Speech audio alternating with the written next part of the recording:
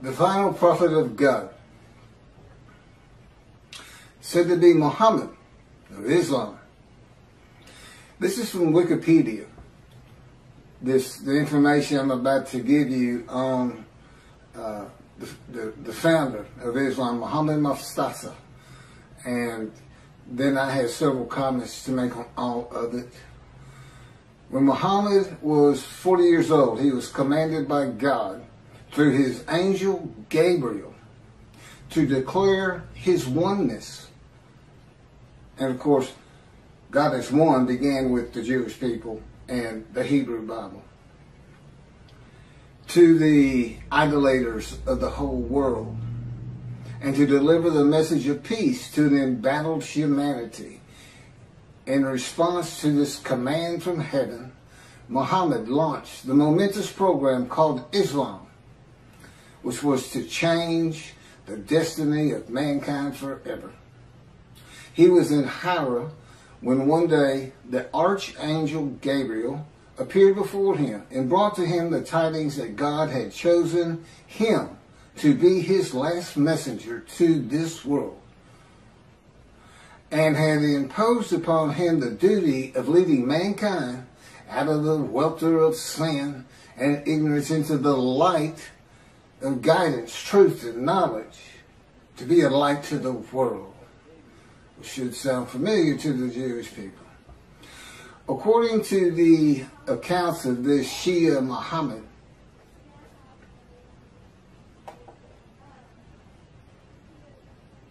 well, I'm working on this. Again, I'm just getting started on all this. And I have a computer in front of me because my cell phone is not responding correctly this morning. And the Lord wants me to get this done. And, Gabriel's not an angel. Clearly, they plagiarized the Hebrew Bible and put into their own cultural laws and norms and what they consider morality. And, of course, Christianity is based around a story. Just that, a story. They call it the greatest story ever told. I agree. It's a great story. Billions of people have been deceived into believing it. Now, I can understand the people of antiquity believing it. But the people today believing it?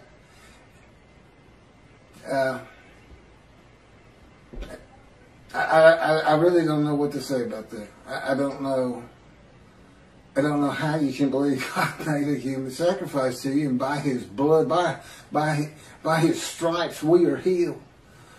Again, God made me watch Christian channels, and then there's this one fella, I'll sell you the blessings of David. I said, God, what are the blessings of David? I'm thinking. He said, there are no blessings of David. He's making it up. People believe him. They send their names in with money, and he says their name on the air, and that's what they really want. So, but there is no angel Gabriel. He only appears in the book of Daniel. He only appears in the book of Daniel, who is not a prophet, and it is not a book of the prophets. And he doesn't speak with God. That's what a prophet is. And even Jesus calls him a prophet and quotes him as a prophet, and he's not. It's just story. I mean, come on. A bunch of men standing in a kiln that's burning hotter than the sun. It's just not gonna happen. It's not gonna happen. But you read the same things, the leaders of Judaism read the same kind of absolute, that can't happen. But because they like it, and they say our sages believe that, we believe it. Well, your sages lived in another time. Michael Skobac, Jews for Judaism, who also claims Isaiah 53 is the Jewish people as one man, Israel as one man. They had gathered, been crushed by disease, and offered themselves for guilt at some time in history that I am unfamiliar with. Because he doesn't say it's something that's going to happen. They act as though it already happened. W. Singer of Outreach Judaism believes it happened in World War II with the Holocaust. But that was just 6 million. That wasn't all the Jews of the world gathered as one man Israel. They didn't get long life. They didn't see their children. They didn't teach righteousness. Neither did Hitler if he's the one that offered them as these ram sacrifices, because he reads an offering of oneself for guilt to literally mean, these are his words, it literally means a guilt offering. Let's go to Leviticus. Now, he doesn't say let's go to Leviticus. He says it's guilt offering, but a guilt offering is an unblemished ram for theft or destruction of holy things, debts. What that has to do with anything, I don't know. Because he's an anti-missionary. He's pointing this interpretation of 53 away from Isaiah 53. But they think they're forgiven of sin. They're not worried about theft and destruction of holy things. They're not worried about that. So I don't know what he's doing, except reaching, really, really reaching. I think the description of a man marred so much beyond human appearance, semblance, and all this plague afflicted, that the Holocaust just grabbed him, and he just made it fit. Well, that's what the Christians do. They make Jesus fit. They can argue with me on every single verse, and if you've watched my 6 videos on 53, it took me 6 videos. Some of them were just a half an hour, but there's a lot to it, and I'm the only person who's ever explained it this way. Is anybody who watches it that's familiar with 53 and the commentators on it today. You realize nobody's read it like this, and nobody's ever connected the story of Ezekiel to it. And this atheist, pretty smart guy, but it's just like in Malachi 3. Every time God had me read it, I said, "Why is that angel leaving early?" And he wouldn't tell me. I didn't know until I typed it. I didn't get it. I didn't put these things together. I certainly didn't put Jeremiah into it. In this new covenant, I read the new covenant and it just went on. It didn't even mean anything to me, because I had no background in anything except for the 10 Commandments and Charlton Heston, which is a great show. But there's been some better 10 Commandments since. I've seen them all. But anyway, Gabriel appears in, I think it's 2 chapters, and he's described as a man. A man. Gabriel, a man. And it's in a vision. It's not something where God says in heaven, I have angels, and it's the angel Gabriel, and Archangel so-and-so, the fallen angel, Lucifer. You can't find that in the Hebrew Bible. It came from Christianity. So Islam, which didn't begin until the 700s, Common Era, I think that's the date here, with Mohammad, long after Christianity, which would have been, before the Talmud was put together. Judaism, when it really became formal, was with the Talmud, I would suppose, and putting the entirety of the Hebrew, all the scrolls together and canonizing it. And it looks like they plagiarized both books. Both books. And like I said, put their own cultural laws, rules, morality, and philosophy into it, but taking the basics. There's Abraham. He's in it. And now, I don't know if Muhammad is supposed to be a descendant of him or not. But here's what happened. So, he says he's the last messenger, the last prophet of God. That's what's on their mouth. It's not the last messenger, it's the last prophet of God. According to the account of Shia Muslims, Muhammad Mustafa, far from being surprised or frightened by the appearance of Gabriel, welcomed him as if he had been expecting him. Gabriel brought the tidings that Allah had chosen him to be the last messenger to mankind, and congratulated him on being selected to become the recipient of the greatest of all honors for a mortal in this world, from Al-Islam, the birth of Islam, and the proclamation by Muhammad of his mission. It's in Wikipedia.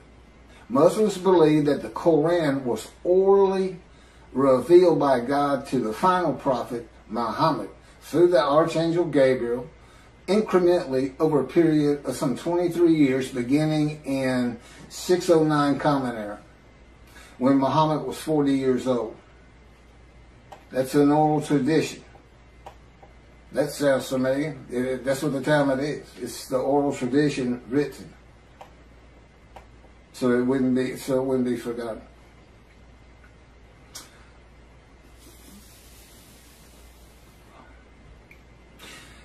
The year, and then he died in 632 Common Era. Muslims regard the Quran as Muhammad's most important miracle. He worked miracles like Jesus did. You know, he could bring tidal waves with fish to feed the multitudes. And Jesus fed 5,000 with 2 loaves and 5 fish, or 2 fish and 5 loaves, something like that. Fed 5,000 people. And a proof, his book, the Quran, a proof that he was a prophet, that God spoke to him through Gabriel, the angel. And this Quran was the culmination of a series of divine messages, starting with those revealed in Adam and Eve, and ending with Muhammad. According to tradition, several of Muhammad's companions served as scribes and recorded the revelations. Shortly after his death, the Quran was compiled by the companions who had written down or memorized parts of it. That's from Quran in Wikipedia.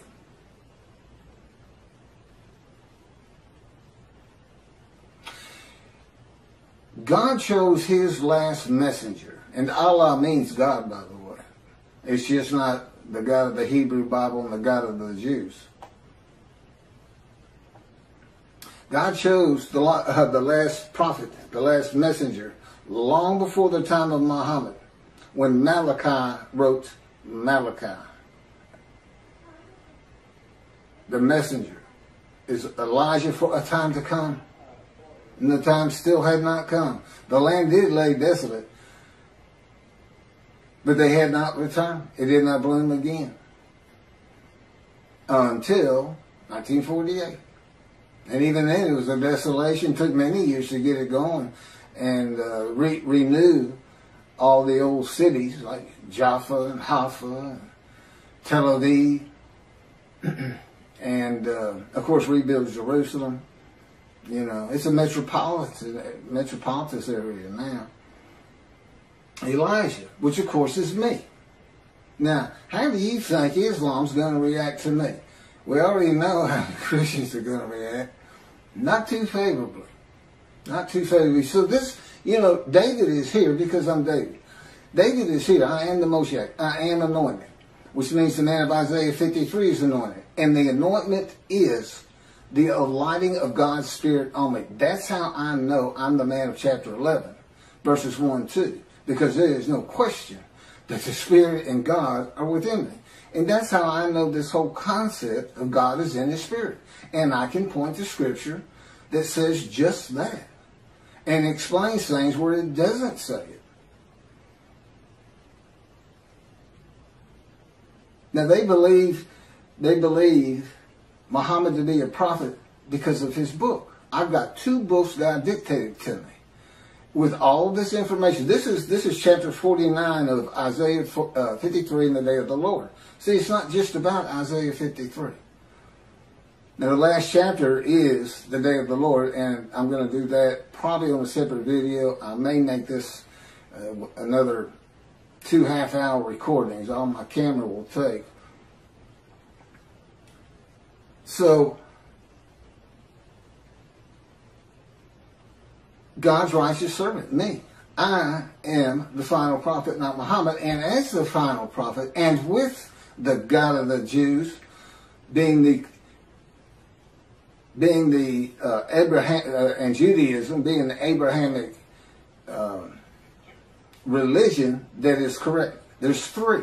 I mean, if you really sit back and think about it, who's gonna win that? Who's going to win? There's three. Are the Christians going to win it with their human sacrifice? Are the Muslims going to when clearly it's just a plagiarization? They're going to be a light to the world. Peace and humanity.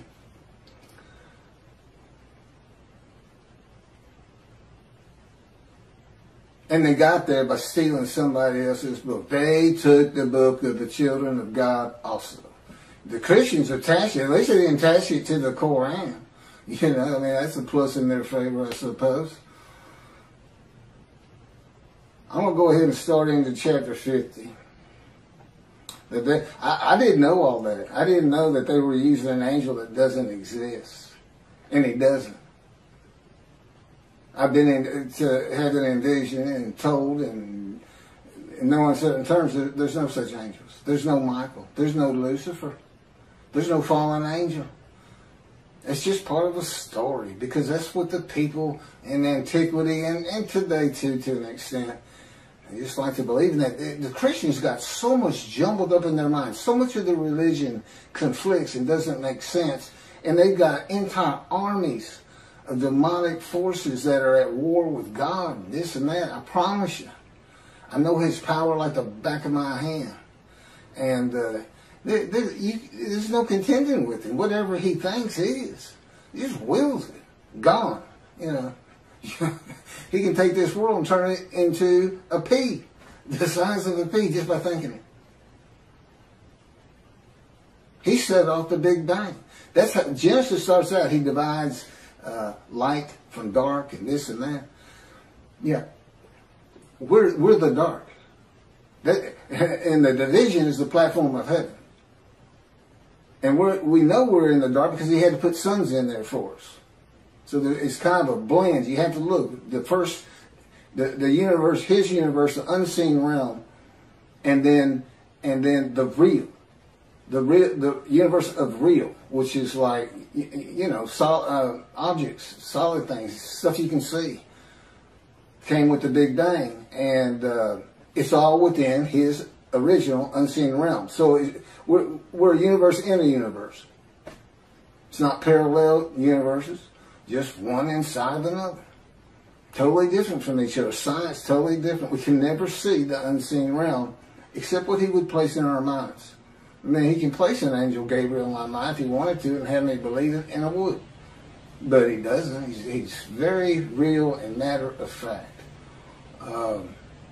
And the fact that at this time, people are still believing the things of the people of antiquity who didn't know anything. They didn't know anything, and they couldn't go there and say, "Well, I'm gonna check that out. I don't know about that." You know, they couldn't. There's no bookstores, no schools, no teachers. About all you could learn from the wise men was the Hebrew Bible for the Jews, and they spent their life in that book. Well, I have it. I read it started reading it when I was 50, and it's only because God was teaching me that I have the knowledge that I do have. It's just not possible that any man could do that, and I know I could. So, anyway, the day of the Lord. Now, this is interesting because I had kind of forgotten this entire chapter. The term day of the Lord appears in the books of Isaiah, Ezekiel, Zechariah, Amos, Obadiah, Zephaniah, and finally, in the last book of the prophets, Malachi. In Ezekiel and Zechariah, the day of the Lord is said to be only against the nations, and in Obadiah against Edom and Esau, Christianity, and the nations. If you see Edom and Esau, it's Christianity. That's just Judaism. If you're going to take their book, take all of it. Take the oral tradition with it, Christians. They go together. The prophets warn that the day of the Lord is near, but it is not the end of the world. Now, this is true of the Essenes too, the sect of Jews who wrote the Dead Sea Scrolls. But and with the same concept, evil's going to be gone, but the good stays.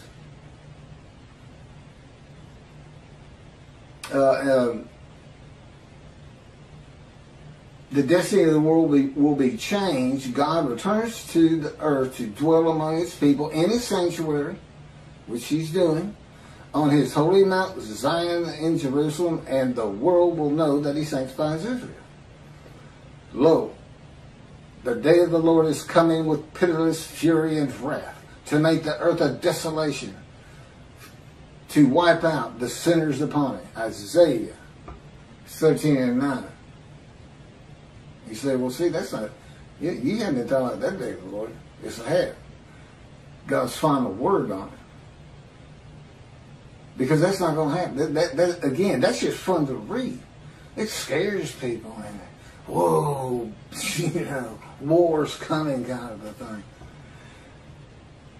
For a day is near, a day of the Lord is near. It will be a day of cloud, an hour of invading nations. A sword shall pierce Egypt, and Nubia shall be seized with trembling, when men fall slain in Egypt, and her wealth is seized, and her foundations are overthrown. Nubia, Put, and Lud. These are names for for territories that are pre-biblical for the most. They're pre-Abraham. The Hebrew. And all the mixed populations in Cub and the inhabitants of the allied country shall fall by the sword with them. Ezekiel. Ezekiel has an account of all the tribes returning to the promised land, and they all go individually back to the lots of their ancestry. Do you know how many? It is impossible to determine that. Rambam says, I can do it. I can tell him that, can't you? He says, I do it by a spirit, and has no concept whatsoever that God is in his spirit. That the spirit that alights upon me is one of being able to determine your ancestry all the way back to the partitioning of the promised land, and to the tribe you should belong to, that you have the most blood of. Okay. Sounds great, Ezekiel. I'm sure people will love it, but not going to happen. Not going to happen today. That's for sure. Yeah, David's here. The peace in the world. I'm here. It's just about undeniable. This is like 100 times more proof than Moses had. You know, nobody even knew he was writing the Torah. I'm sure nobody knew. And if they did know, they didn't care. And the fact that God was telling them, they may have believed, they may not have. Many of them would ask him, how do we know you're talking to God? Today he'd say, well, read this. It's called Leviticus. You think I woke up and wrote God's laws without him telling me what to do? Because I thought that's what he was telling me? That's the Christians. I'm getting the word from the Word. For some reason, they call Jesus the Word before he came into body. So they get a word from the Word. The word, I think, means God. I'm not sure. But everyone who invokes the name of the Lord shall escape, for there shall be a remnant on Mount Zion and in Jerusalem, as the Lord promised. Anyone who invokes the Lord will be among the survivors. That's from Job. For I have noted how many of your crimes and how countless your sins, you enemies of the righteous, you takers of bribes, you who subvert in the gate the cause of the needy. Surely, at such a time, the prudent man keeps silent, for it is an evil time. Seek good and not evil, that you may live, and that the Lord, the God of hosts, may truly be with you, as you think, hate evil.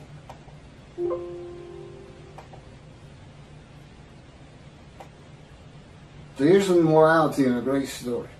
Day of the Lord. And love good. And establish justice in the gate. Again, the Essenes had gates. People like to hang out at them, as you can imagine. and tell stories. What else are they going to do? If they had enough food and everything, and have all your friends clapping you on the back. Great story. Great story. Look at all those Gentiles gathering around. Tell that Jesus story. Tell the Jesus story. Then look at them. They get all giddy. And they'll throw you some money. Yeah, it could happen. Could be like that. And I got a real long, I'm going to skip this one from Zechariah, but finishing up with Zephaniah on this coming of the end of evil. And I will bring distress upon them, that they should walk like blind men, because they had been sinned against the Lord. And their blood should be poured out as dust, and their flesh as the dung. Oh, come on. Okay, you're going to let me read a little bit of this one. This is from Zechariah. Now, see, this is like watching a zombie movie. This is like watching a heart show. And we are, you know, most people love to see those every so often, especially as when you're young. As for those people that warred against Jerusalem, the Lord will smite them with this plague. Their flesh shall rot away while they stand on their feet. Their eyes shall rot in their sockets, and their tongues shall rot away in their mouths. In that day a great panic from the Lord shall fall upon them, and everyone shall snatch at the hand of another, and everyone raise his hand against everyone else. Judah shall join the fighting in Jerusalem. The same plague shall strike the horses, the mules, the camels, and the asses. The plague shall affect all the animals in those camps. And on and on.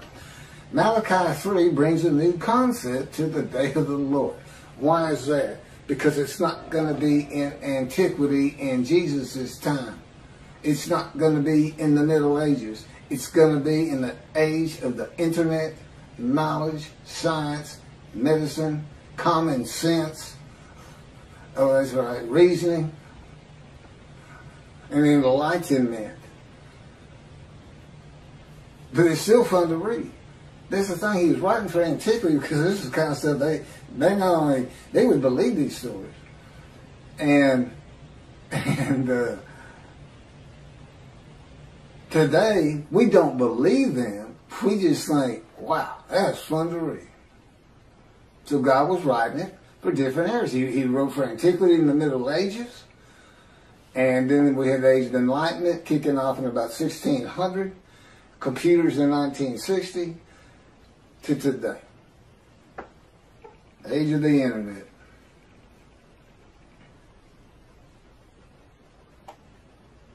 So what new concept in the day of the Lord does Malachi bring? It's God's final word on the day that he is preparing, where the new covenant is delivered. And again, he knew they were going to be dispersed, and apparently he had a pretty good idea when they would be coming back. Okay, it's the final word of God, not only on the day of the Lord, but with the new covenant. What's he saying? What's really happening? Get away from all these fun stories. He's coming with a covenant of friendship. He says you're going to be safe from now on. The nations of the world is going to know I sanctified the Jews, that the Jews were correct about the Abrahamic religions. Going to build a temple which shows I have sanctified you, because nobody's going to want you to build it. You know, the Gentiles of the northern kingdom, imported by Assyria, didn't want the second temple built. They obstructed the building of it and tried to stop it completely with letters to Cyrus or to whoever was leading Persia in that, at the time they sent the letters.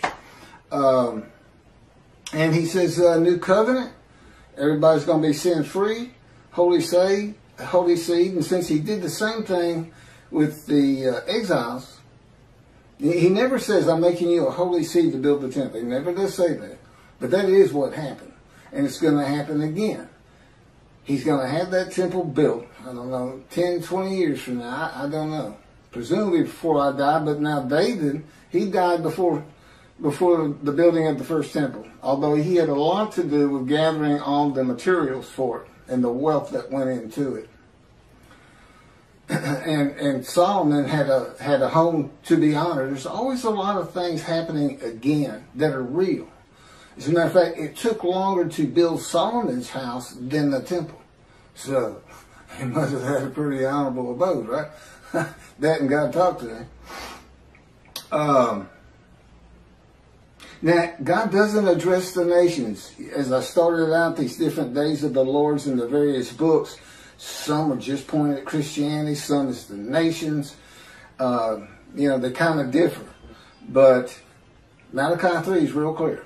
It's the Jewish people, the people of the land of Israel, as much as anything. That's the focus. When I come back, the sanctuary to be placed amongst his people in Jerusalem. Although the covenant, the friendship covenant does not say in Jerusalem. I think that's pretty much implied.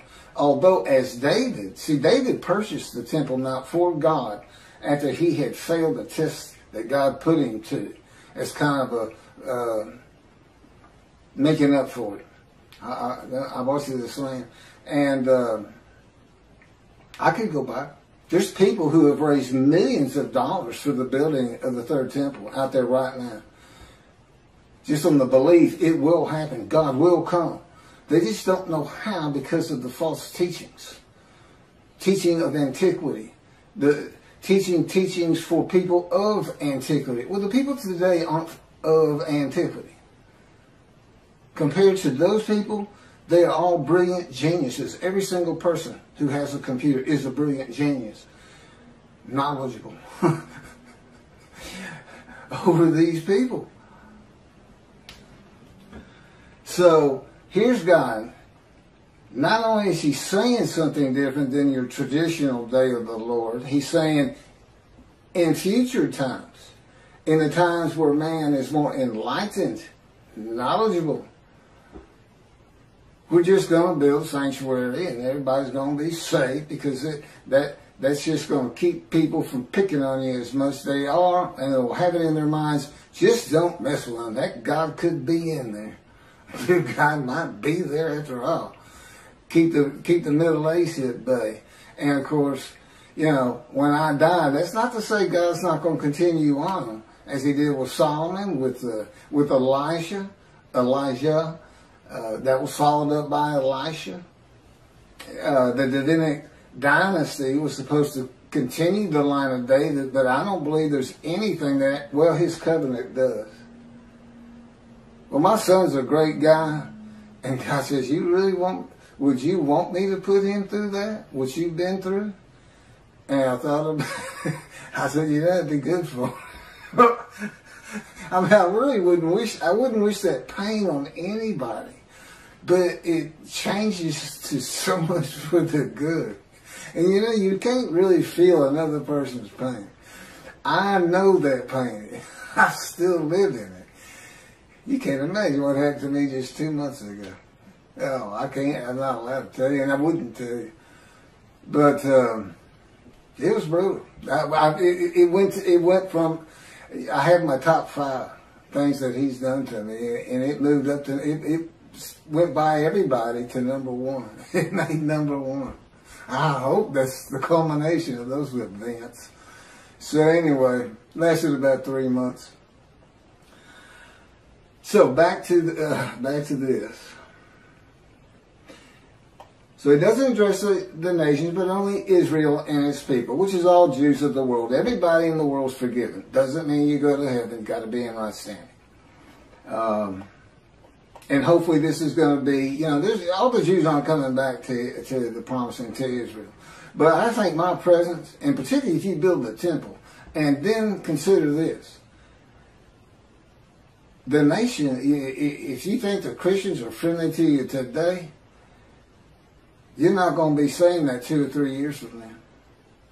Not when you can put in their face, we told you we were right.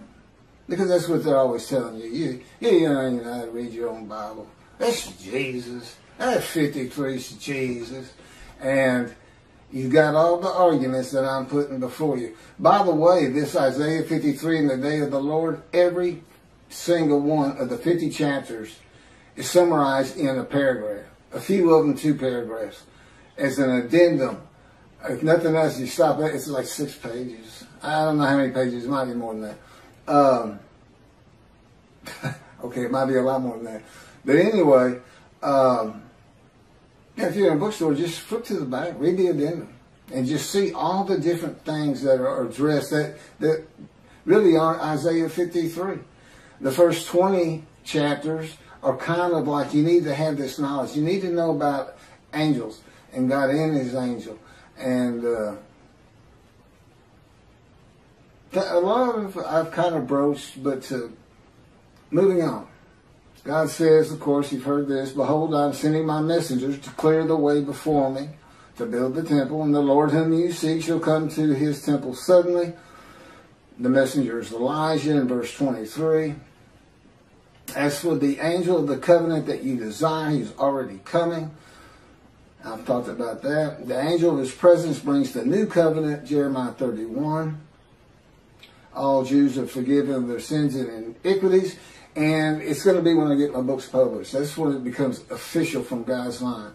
And even then, it has to be people who find out about it. Once you find out, whether you believe it or not, but when you start hearing you're sin-free, that's when you need to avoid the evil inclination and really, really stress your Judaism and learning your Torah, which is the effect God expects, Torah on your hearts. And heed God, revere, and esteem his name.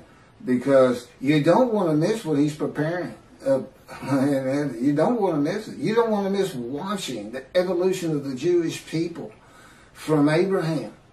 He's going to pick, the guy's name will probably be, Poindexter or something. Who knows? He's so funny. But I'm sure, okay, it'll be serious, God says. He says, I let Keith cut up a lot. He's a human being. It's good for him. And I play along some. But he'll tell you, it's not nearly enough. Or it's too long. Or it's not long enough. God recognizes that the forgiveness and equities and sin of Jewish people will not cause all to heed him. And in Malachi, he says, I know there are those that don't. Those that do, I'm putting in a scroll of remembrance. In Christianity, believing in Jesus and accepting him as his one Lord and Savior brings sin forgiveness and entry to heaven when he returns. I've covered that. Even if you've committed murder and other crimes against humanity and God, and that's just not true with the God of Israel. He's not going to have bad people up there. But that doesn't mean you don't want to practice Judaism. Because I know the Jewish people like to focus on life today. The heaven that the Christians dream of and think of is not first and foremost for the Jew. It's being a light. It's living life as well as it can with all these instructions God gave us on how to do it. And so this is bonus time, and God knew that. You just have to understand, he's able to play these things out in his mind as though he sees the world, the evolution of generations and cities being built and things being invented and knowledge and universities coming in. And he can just watch it all happen, and he can see what's going to happen to the Jews. He knows they're going to get destroyed in Europe. And he'll tell you, okay, I'm not supposed to go into that. Maybe someday. But moving forward here, I just keep that in mind. He knows it's going to be a modern time. And here I am. And listen to what he's having me tell the rabbis. And you know what? You know what the effect of that is? It's not a metaphor like Torah on your heart. But, he says he forgives sin. That makes everybody learn Torah. It's really two separate different things. But, so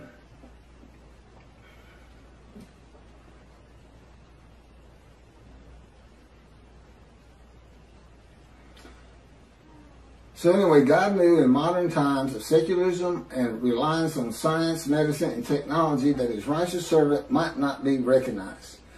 The utter destruction is simply on its way, just like it was with the Assyrians, Babylonians, and the Romans long ago.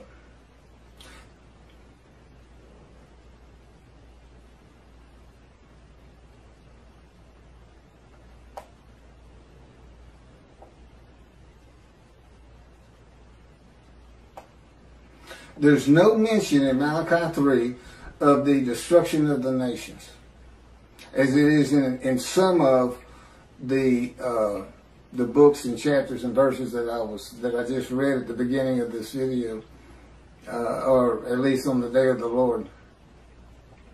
It is implied there will be destruction in the land of Israel, because God says, if He doesn't do it, when I come, it will be with utter destruction, as though there's going to be some, and there would be, to take the Temple Mount. It would have to be something like the 6-day war. I don't think Israel would ever just storm it and say, well, that's it, we're just tired of it. You gotta go. And unless there's some heinous act done, like a nuclear suitcase bomb, where they finally say, that's it. Only Jews in this land, and we don't care what it takes. That's what they did to us. They just threw us out. Took everything we owned, took our bank accounts, took our houses, took everything, just said go. We had to walk to the promised land.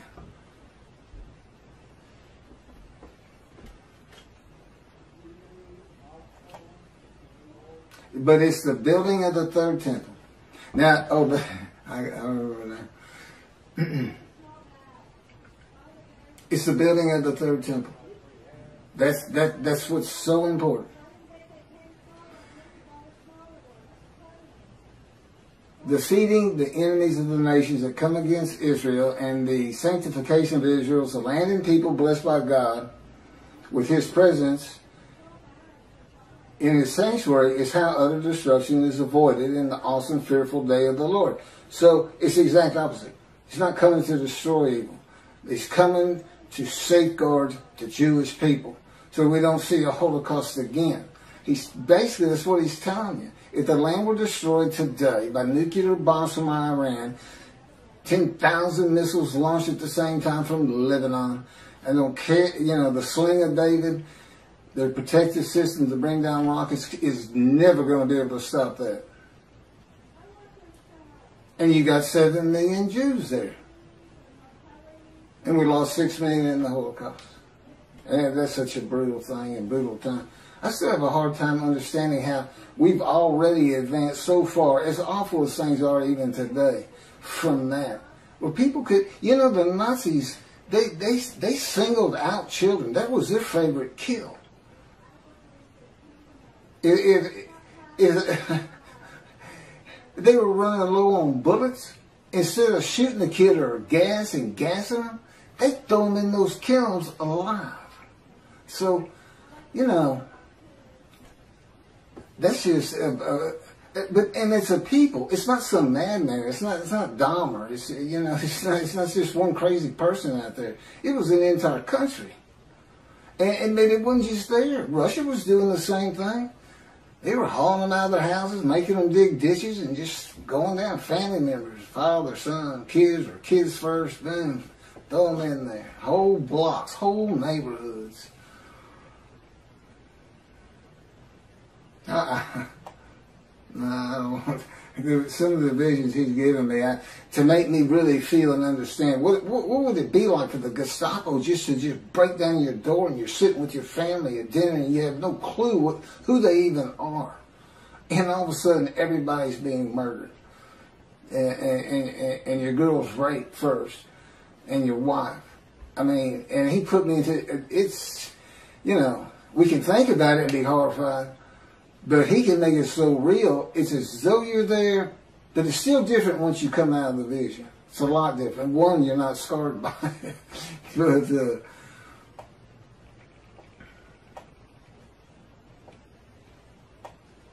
I have a lot of things. That's just about it for the day of the Lord that I have. This man in divine being, host of the Lord's host. It's one God. It's the oneness of God. Of Israel, one angel, and it's the angel of His presence, who doesn't have an angelic body. and he's in and one man, the Moshiach, the anointed one. And the anointment is the spirit of lighting and entering you. That's the anointment. There's no oil as in our world of the, I call it the real, and God's world, the unseen realm, which is a universe inside a universe, and he's responsible for this one. You know, he made a division of the heavenly bright white light you can't even see in it. That he kind of shows me in visions when we're dealing with David in the temple. It's not the same temple that's on the ground here. It's different, but still the temple, still got the walls. There's a lot of similarities, but in one vast room, it's that bright white light, and in the other is the king's throne and water coming out and flowing down the steps out front, and till here he is in a future time. See, a time is coming in the future, in the year. He didn't say in the year 2020 or anything like that. But again, he knew exactly what was going to be. He knew to come to me in 1957 or select me when the first satellite was launched into the air by Russia, Sputnik. And he said that's when he touched my arm and disfigured me. He really won't. You know, you say, well, how can you not trust him or not believe him or this or that? Because I'm in the fire of refinement. Lying to me is just part of it. And he finds it so humorous to make me think I'm coming out of this thing. And I thought it 11 years ago. I thought we were done with all the pain and shenanigans and adventures with Christianity. So Christianity knows you're here. I said, they know who's here. You're the man Jesus claimed to be. Isn't that funny? Jesus says in the New Testament to his people, to his 12 at least, do not listen to those who come in my name. Which is kind of funny because if he comes, he said, I'm Jesus, then I'm supposed to listen to him. But the fact is, he came in my name. He came as the teacher of righteousness. He came as the man of Isaiah 53. He came in my name, and that's given me all kinds of trouble to get this thing going, to do what I have to do for God, to keep utter destruction from Israel, and to save the Jewish people. I've got these Christians who believe in human sacrifice. I've got these rabbis who believe a man of 100 years is suddenly going to be thought a child, and every single human being, every Chinese, every Korean, every Eskimo, every one of them suddenly are going to go, huh, the Jews have been right all along. We need to exalt them. Let's take our stuff and give it to them and till their land for them. And look, there's no pain anymore. Huh, it's like I died. The Messianic era is a heaven on earth. That's what antiquity believed in, and the resurrection. So I got to deal with that. Aren't they supposed to be protectors of the Jewish people? Follow God's laws, have better lives, morality. Look at, you don't just go hurt people. You don't keep people from doing what they need to get done with lies and false teachings. Oh, I'm sorry, I fell into the rabbis again. I call it a lie when you say the Jewish people gathered as one were stricken and plagued with disease as one, and as one offered themselves for guilt to God, passing a test of devotion, and that they then went out and had long lives, all saw their children, and they made the rest of the world righteous. Well, let's see you do it, Israel. Huh? Hey, rabbis, Tobiah Singer, Michael Skoback, all you people who preach Israel as the man, the Jewish people, described in Isaiah 53, I want to see you, since you want me to go build the temple as David, you want me to bring peace between the nations and throughout the earth, you want me to end pain in the individual, you want me to teach billions of Chinese how to speak Hebrew, That's what you want me to do? I want to see you make the world righteous. I'm the righteous servant, and I dedicate it, and I pass it to you. How you like that? I'm not going to let you stop me, and guess what? I got somebody behind me that you don't want to contest or contend with. Because people throughout this land are going to hear this very speech about you and Jews for Judaism and Outreach Judaism, your 900-page book, which I shudder to even think about opening personally because of your midrash on Isaiah 53, which you had posted on your Facebook notes, and I was one of your friends, and you said in it, share this with everybody.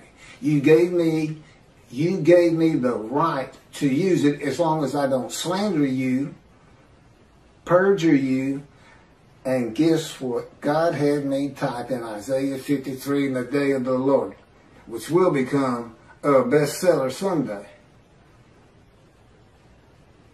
A big part of your midrash on the human sacrifice of the blemished rams by Hitler,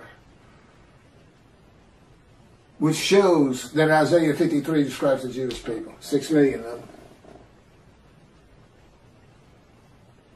Well, that's all I have on the day of the Lord, and doing my job of bringing the wrath and bringing the reckoning. I'm the righteous servant, I'm David, I'm Elijah, I'm the prophet like Moses. And soon to be published, a song, a new song God had me write. And I am an eternal priest of the order of Melchizedek and King David, and a rightful king. That would be leader. It's the same song David used. It's scripture. When David wrote it, God told him, David, write this down, a Psalm of David. My Lord said to his Lord. And there we go again with Christians. They say that if it's the Lord and he's talking to the Lord, that's God of the Trinity talking to Jesus. What's the problem? One of them's capitalized and one's not. What was the other big reason?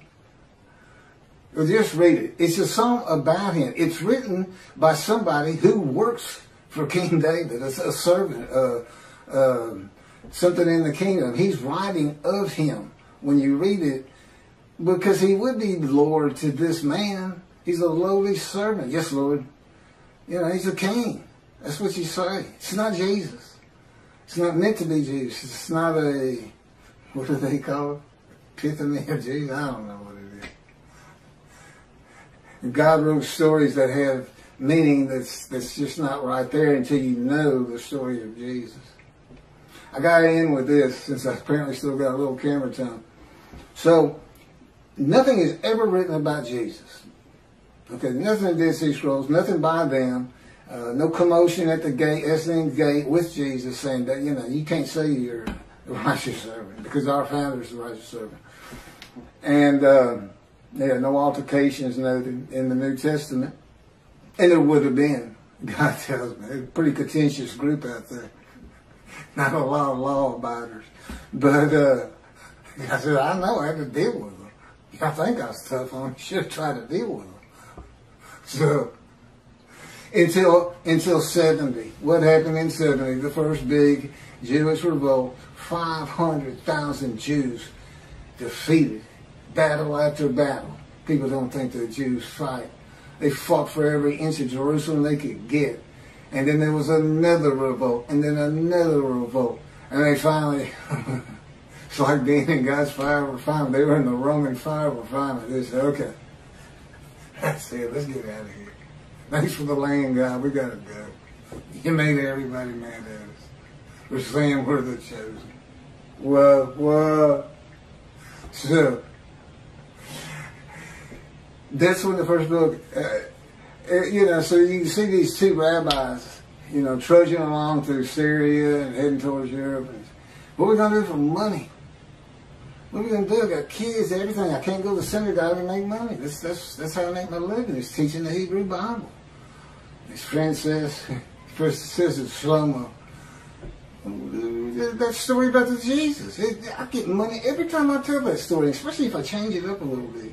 Every time I tell that story, boom, you know, I got lunch, I got dinner. I sometimes have food for the next day. They love it. They just get all, I believe, praise Jesus, fall on the ground. Holy rollers. That's where the first holy rollers came from. If you don't know what that is, look it up. Says you got it. They love this stuff. And Slow-Mo looked at him and said, oh, you got to be kidding me. You can't put that story in the Hebrew Bible. You can't connect Moshiach to that. He comes in, rides ass in Jerusalem, and defeats Rome, and becomes king of the world. What are you talking about? We'll just change it. Maybe it was the writers who were deceitful. It would only be because there was no Jesus. Nothing written about him. Are you kidding me?